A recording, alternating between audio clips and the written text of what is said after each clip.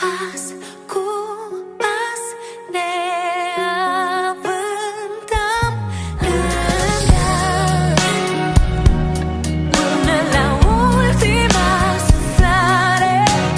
Pas cu pas mă plimb prin lumea ta.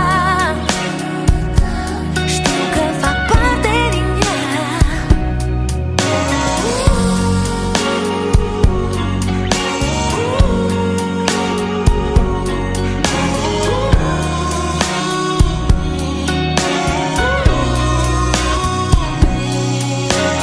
Te-ai întrebat vreodată curajul de unde vine, atunci când nu poți vorbele să le legi?